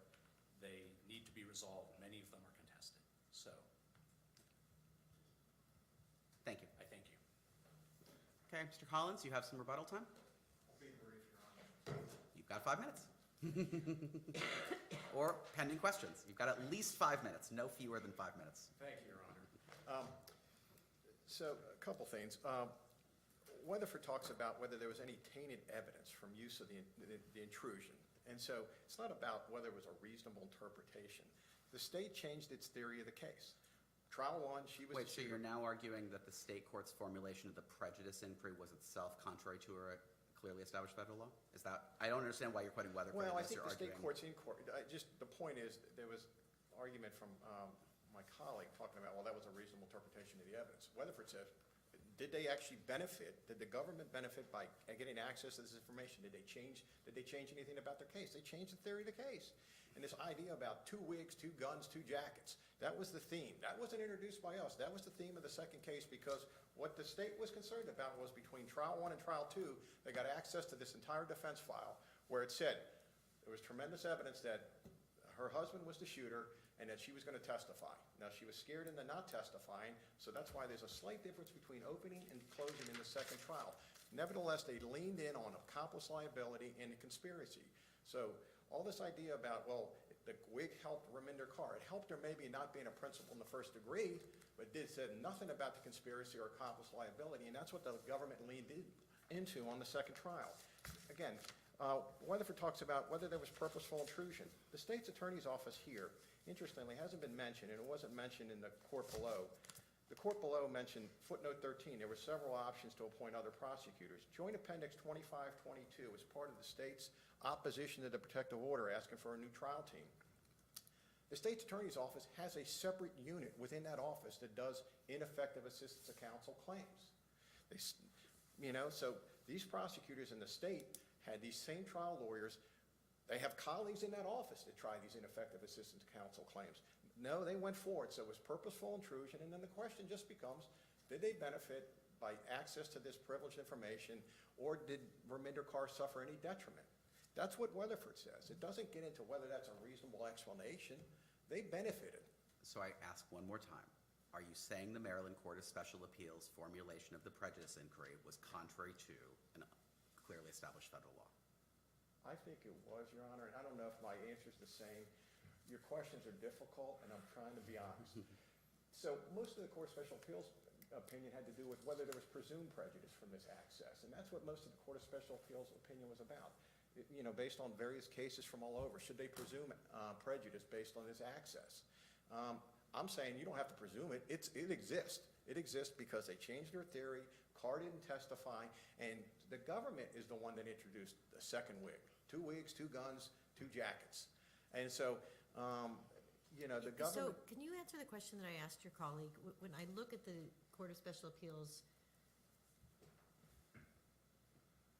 decision, it looks like they just looked at each and every one of your theories separately and determined that there was not a reasonable probability that there would have been a different outcome if, for example, your client had been able to testify.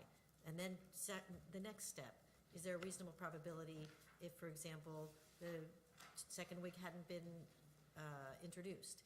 And then look to the third thing, is there a reasonable probability had the prosecution not changed its theory? Rather than looking at it as a whole. And so my question is, you came before us and you said there are 3 different things. Do we look at that as a whole, or do we look at those individually, like the Court of Special Appeals did? I think you could look at them individually and collectively. Individually, to the extent that the government benefited in any way, I think under Weatherford, it violates clearly established federal law. I mean, the test for prejudice and habeas under Breck is whether this constitutional error, which we think occurred, had a substantial and injurious effect on the jury's verdict. And you can't say that Raminder Kaur not testifying and not being able to point at her husband as the shooter and having dosed her with medication and dressed up as a woman wouldn't have affected the jury's verdict, number one. The change in theory, the emphasis from her being the shooter to an accomplice, the idea that that didn't have any effect on the jury's verdict. The state benefited from this access to the defense file. They had choices to make. They should be held to the choice. They violated Carr's constitutional rights. You know, the shame about this is Carr had a story to tell in two different cases. She never told it. First, because her lawyer was terrible, and secondly, because of the government's intrusion into her privileged communications. Unless the court has any further questions. I do not. Thank you very much. We'll thank both counsel for their arguments. We'll come down, greet counsel, and proceed into our last case of the day.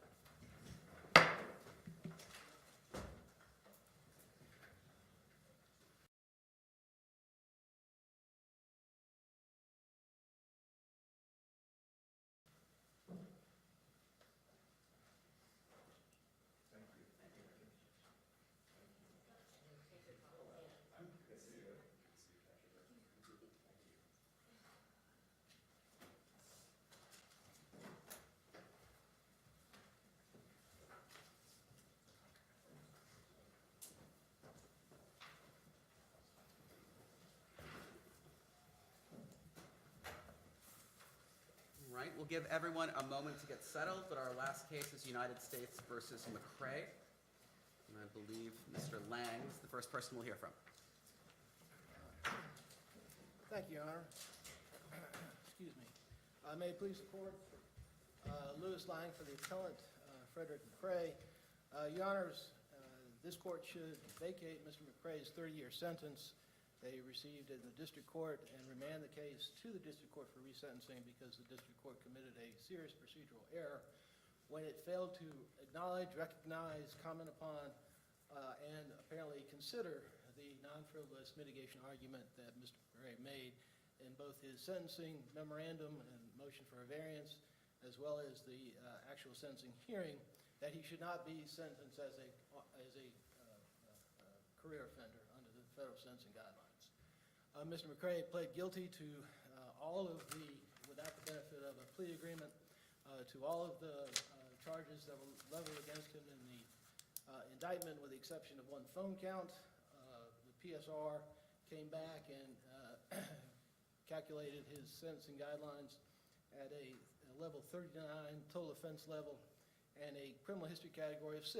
And that criminal history category was based upon the PSR's conclusion that Mr. McCrae was a career offender under the career offender sentencing guidelines.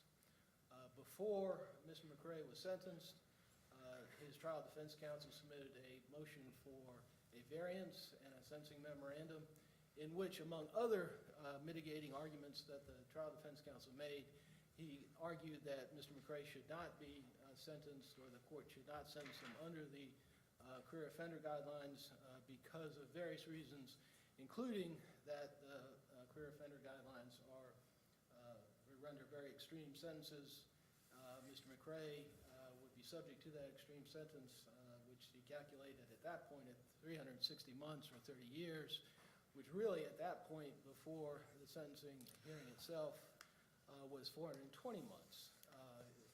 Trial defense counsel also submitted that the career offender guidelines have been utilized in kind of spotty fashion over the years and cited the Sentencing Commission's own statistics on that spotty consideration and spotty application of the career offender guidelines. The government did not submit a sentencing memorandum. It came to sentencing time, and the government put out its aggravation argument, in which it went into great detail regarding the facts and circumstances of the offenses to which Mr. McCrae had pled guilty to, but it never mentioned or addressed the mitigation argument that Mr. McCrae put in his sentencing memorandum, and that is that he should not be sentenced as a career offender. Can I just start out by asking you a descriptive question? Sure. Have you been able to identify any case where a district court did in fact sentence a defendant below the guidelines? In this case, the district court did, right? Yes, that's correct, Your Honor. Pretty substantially below the guidelines? 60 months below the guidelines.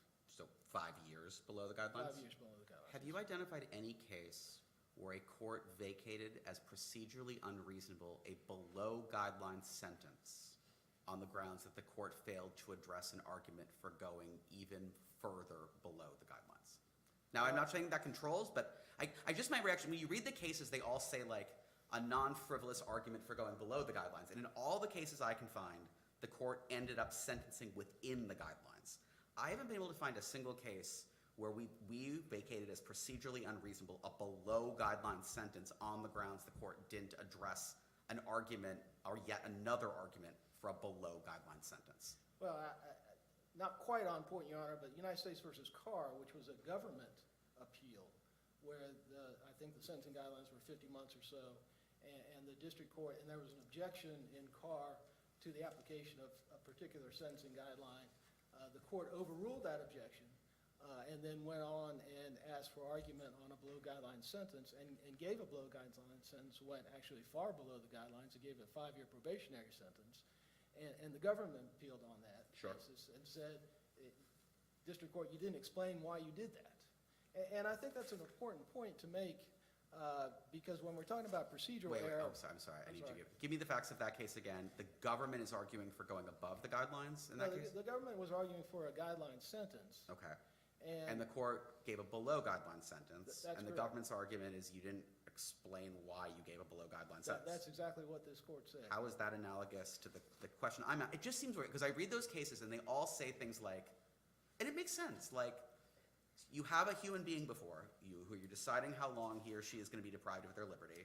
There's this advisory guideline range. The defendant makes a whole series of arguments for why you should go below the guideline range. And the court then just says, yeah, guidelines range, and doesn't give any explanation for why it's going within the guidelines. I mean, there's something very intuitive to say that would feel deeply unfair. Like, I made a whole bunch of arguments for going below the guidelines. You didn't address any of my arguments, and then you slapped me with a guideline sentence. This case, though, isn't that case. This case is, I made a whole series of arguments for a below-guideline sentence. The district court, in fact, imposed a below-guideline sentence, in fact, 5 years below the guidelines, and it identified one of the reasons that your client had identified for a below-guideline sentence. And so here the argument is, but you should have also mentioned another reason I argued that maybe you would have gone even further below the guidelines. And if nothing else, I have not seen a factually analogous case where a sentence was vacated as procedurally unreasonable. Well, the closest one that comes to mind, Your Honor, at this point in time was the United States versus Carr. But that seems deeply different. The government's argument there is, we wanted you to sentence within the guidelines, and you went below the guidelines, and you literally didn't tell us why you went below the guidelines. That just seems a completely different situation. Well, I respectfully disagree, Your Honor, because I think the case law in this court is, it doesn't matter if it's below the guidelines or above the guidelines sentence. The fact is, if it's either, then the court is required, the district court that is required to explain and address each and every non-frivolous mitigation argument. And Let me put this the other way. If the district court imposed the exact same sentence and said, I've considered all your arguments, I've considered this, I've considered it, and then it specifically name-checked the one that we're talking about here today. If it had literally done that and imposed the exact same sentence, you'd agree we'd have no procedural reasonableness problem whatsoever? Well, that's correct, Your Honor. I would agree with that if the district court had done one of two things, and I think the case law supports this, either specifically and explicitly addressed the mitigation argument, the non-frivolous mitigation argument that it should not sentence Mr. McRae as a career offender, or in the context of the sentencing hearing itself, like in United States versus Nance and the more recent case of United States versus Gaspar, engage counsel in a discussion that seemed to indicate that it was. Oh, no, okay, so that's one way. They could do that. They could reject this argument if the court did that, right? I'm sorry. They could reject your argument for departing from the career offender guideline because the career offender guideline has bad consequences. I'm just saying, I'm literally holding everything the same. I'm saying this sentencing hearing proceeds 100% the same way that it did. But just when the district court identified the reasons for going below the guidelines, if it had tacked on like 3 words, including your argument about the career offender guideline, I guess that's 5. But if it had literally said, for this reason, the reasons it gave, and then at some point during a sentence said, including your argument of the career offender guideline, comma, and then it said the sentence, there would be no procedural reasonableness problem there at all. Because then the court would have said, part of the reason I'm going below the guidelines is because of your argument of the career offender guideline. And I would generally agree with that. Okay. And then we would maybe go into whether it's substantively reasonable. Good luck arguing that a sentence that's Right, 5 years I mean, below the guidelines is substantively unreasonable. I'm not sure I'd get anywhere with that, but Your Honor's correct. If the district court had given an indication that it had considered the argument and was going to reject that argument, or at least grant the argument in some respect, then it would be a procedurally correct sentence. And in that regard, though, the district court did not do that. The district court did not mention the argument that it should not sentence within the career offender guidelines, and in fact started its variance, at least we can assume it started its variance, from the bottom of those career offender guidelines, which was 360 months when you got to, 420 months when it got to the actual sentencing. And then 420 months comes from the sentencing guidelines, applying the career offender guideline, and 360 months, plus the additional 60 months for the consecutive 924C offense. So the district court in this case departed from 420, went down 5 years to 360, and ended up with a 3-year sentence. Can you address, the government makes an argument that I think you should address, which is, look, at sentencing, you really made a unified argument that the judge should sentence, you didn't make it, but the defense counsel made an argument that the defendant should be sentenced below the guideline range, and really ticked through a number of different things, his history and characteristics, this issue with the career offender, a number of different things. And then the district court did address this idea of a variance and said, hey, I'm gonna grant a variance, and I'm primarily focused on the history and characteristics. And so when it's presented in that way, why isn't what the district court, to me, that's different than if it had been kind of two completely separate arguments that affected your sentence in different ways? Well, I think, Your Honor, in thinking about how mitigation arguments are made, I would suggest to the court that there was a unified kind of theme of the court below, or trial defense counsel, but the unified theme was the guidelines are just too long. It's too severe a sentence.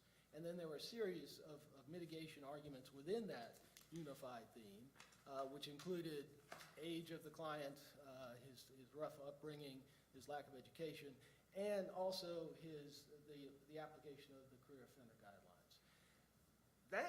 That's kind of a laundry list of mitigation arguments. That's not the same kind of argument that I think the government is trying to dress up the argument as was done in Nance and in Nance and Gaspar, a more recent case, where there was one unifying theme. There was one horse that the... And this would be like the defendants had a really hard life, like, for example. So would that be an example of the unified theme thing you're talking about? Like the unified theme is this individual has had an unusually difficult life because the following things happened. Something happened to one of their parents. Something happened to a sibling. Something happened to a close friend. And then there was a period of time when they were unhoused. That would be sort of a unified theme, that you should give this person less time because this person has had an unusually difficult life. That's the kind of unified, that's the kind of situation where you'd agree a unified theme would work?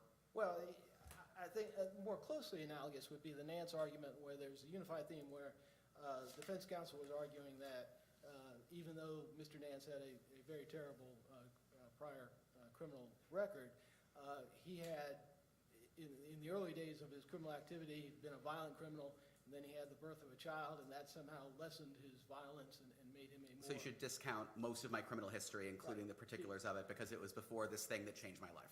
That's correct, Your Honor. Or like Gaspar, where there was an implied threat.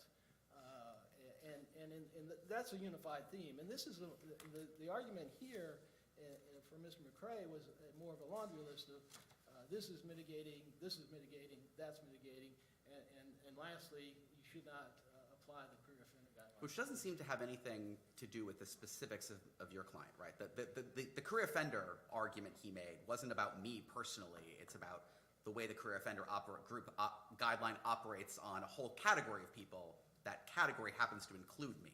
Well, in his sentencing memoranda, it was a more general argument that trial defense counsel made. But when it came to sentencing time, he circled back and applied it specifically to Mr. McRae and talking about Mr. McRae's age.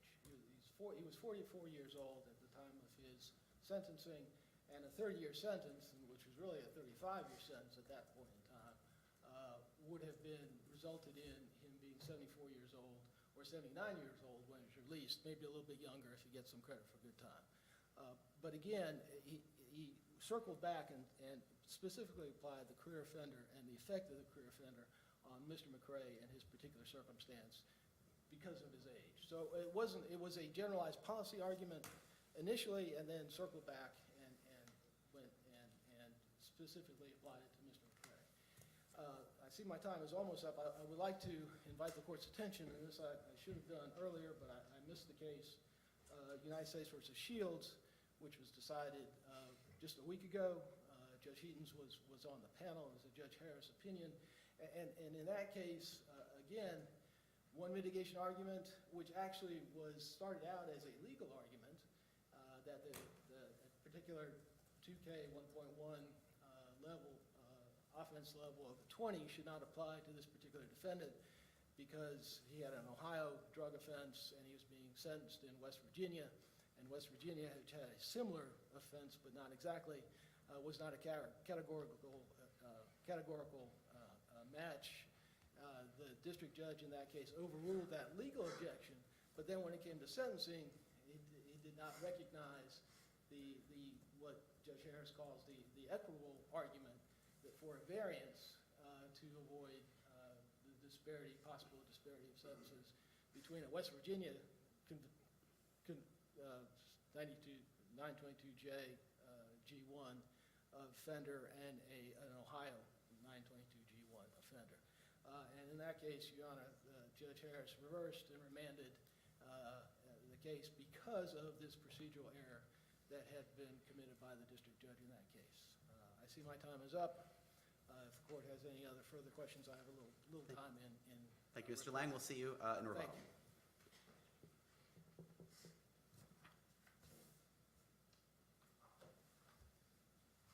Your Honors, may it please the court, my name is Chris Lizzo, and I'm here representing the United States of America. The district court adequately explained Mr. McRae's sentence, and the judgment should be affirmed. Mr. McRae is putting demands on the district court that go beyond what is required.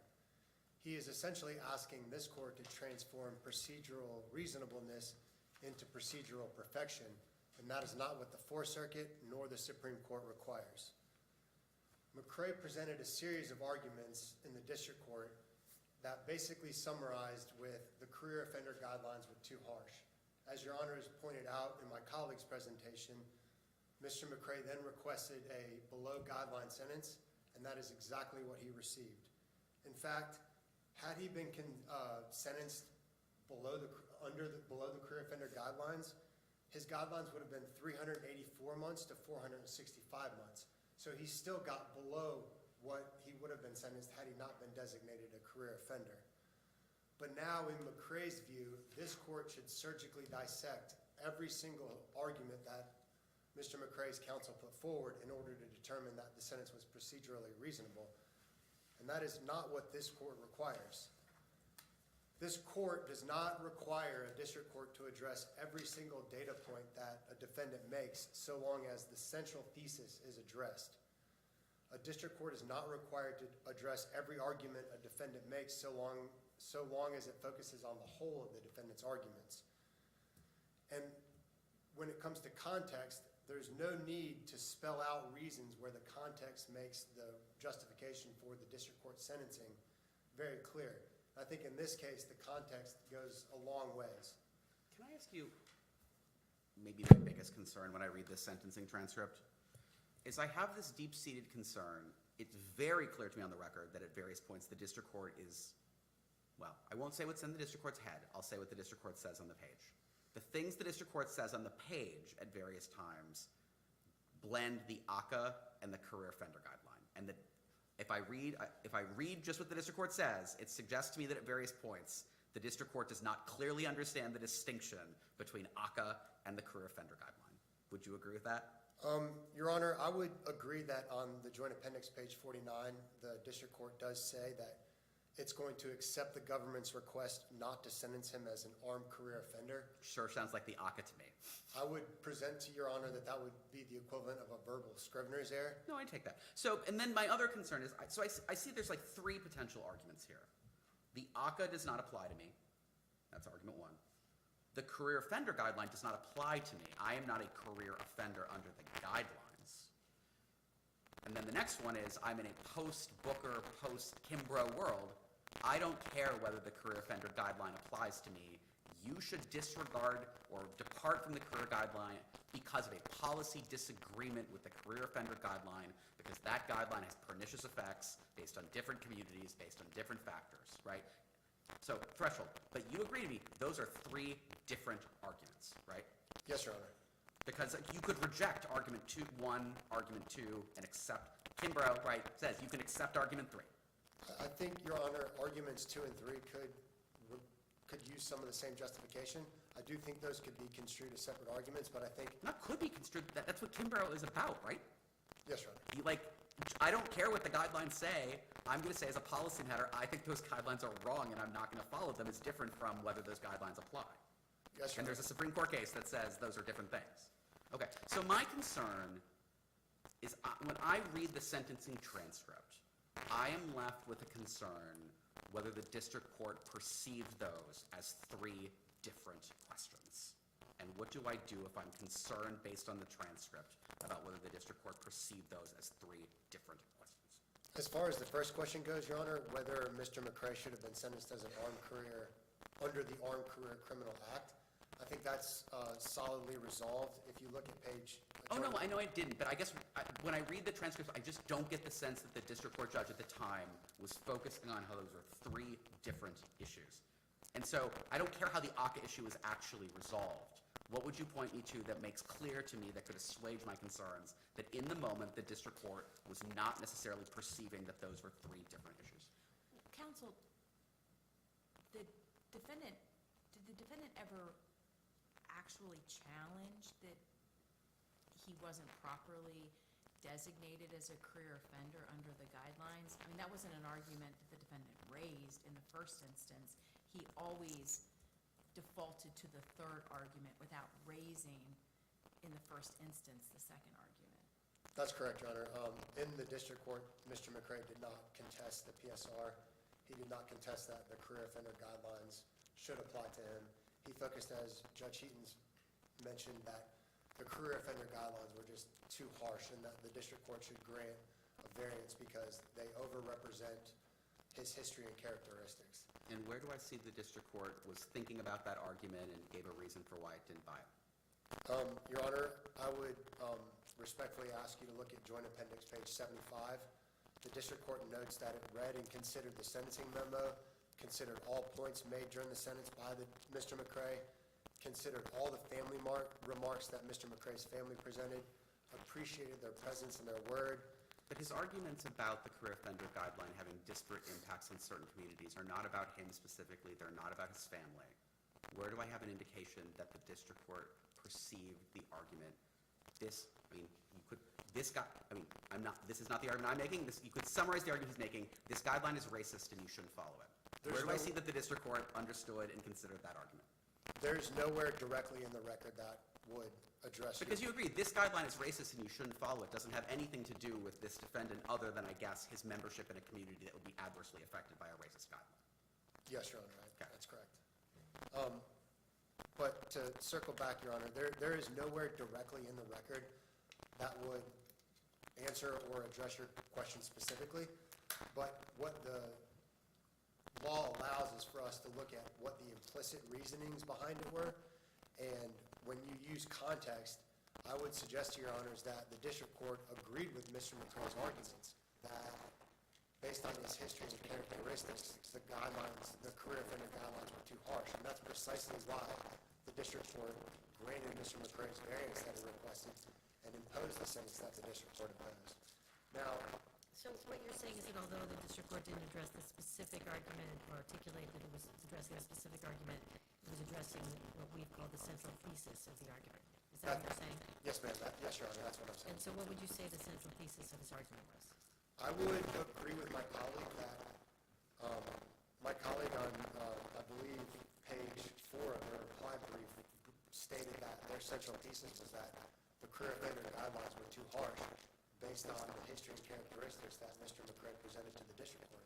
I agree with my colleague that that is the central thesis in this case. But that's the central thesis of every defendant's argument who wants to be sentenced below the guidelines. Based on my history and characteristics, you should sentence me to less. That can't be the level of generality at which we look at the central thesis. And to go additionally further, Your Honor, to talk about those history and characteristics that Mr. McCray presented, he presented information about how he had a troubled upbringing, how he had to make sacrifices to essentially survive, how he had to deal with drug addiction throughout his life. He also talked about how he had a legitimate business.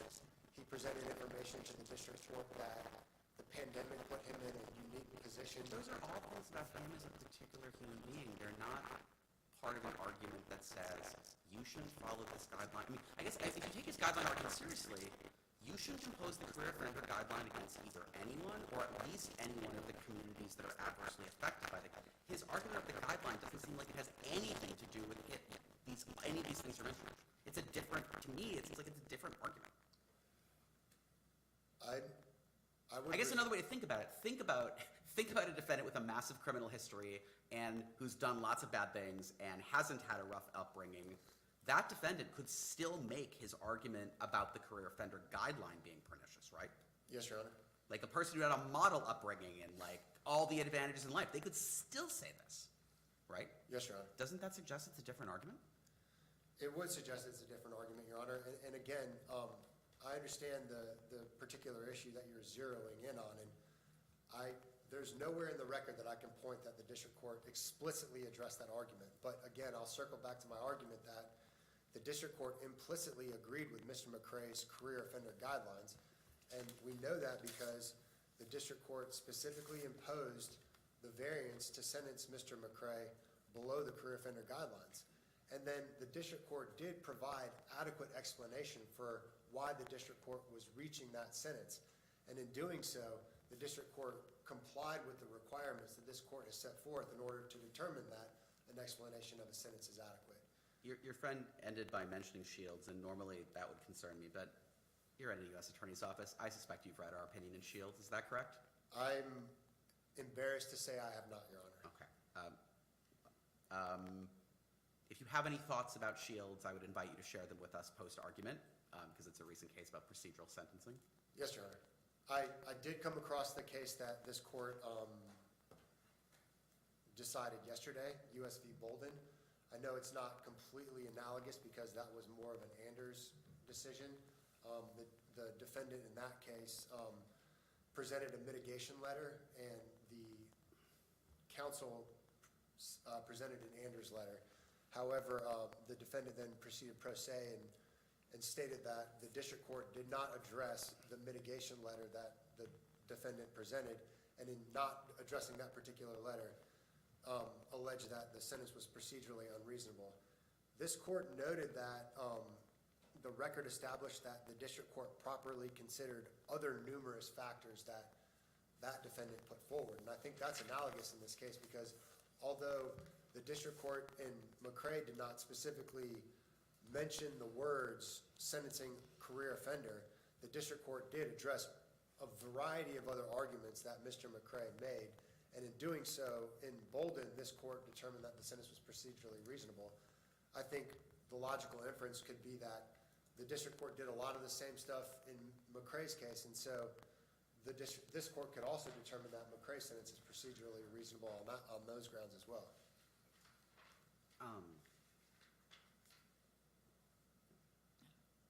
Judge Berner? Yes. Okay. Your Honors, I'll present to you that we are certainly suggesting that the sentence is procedurally reasonable, but if this court were to disagree, we would argue that harmless error applies. In harmless error, the government does have the burden to prove that a more explicit consideration of McCray's arguments would not have affected the sentence. But this court can decline to vacate a sentence when the court's reasoning, although not spelled out, is patently obvious. I would suggest in this case, Your Your Honors, the district court's reasoning was patently obvious. The district court stated exactly why it was imposing the sentence that it imposed. It said, I am going to show you some mercy, and I am granting a variance primarily based on McCrae's troubled upbringing and poor and dire circumstances that he grew up in. That is on Joint Appendix page 77. And in that situation, there's no, it's clear that the district court was doing something based on the 3553A factors that the court was required to consider when imposing the sentence, and that the district court's decisioning was patently obvious. And to address my colleague's argument on the counter that he made to harmless error, which he perhaps may say for his rebuttal, my colleague says that had the district court taken a 60-month variance and applied that below the career offender guidelines, then he would have gotten a more favorable outcome, and therefore harmless error can't apply. But, Your Honors, I would suggest that that applies the wrong framework. That takes more of a guidelines calculation error framework and applies it here in a harmless error analysis. And the harmless error analysis is patently obvious. And where the district court said why it was doing exactly why it was doing, that makes the district court's reasoning patently obvious. And, Your Honors, if there are no further questions, I would respectfully ask that you affirm the district court's judgment and find that the sentence was procedurally reasonable. Thank you, counsel. Thank you. Mr. Lang, you have some rebuttal time?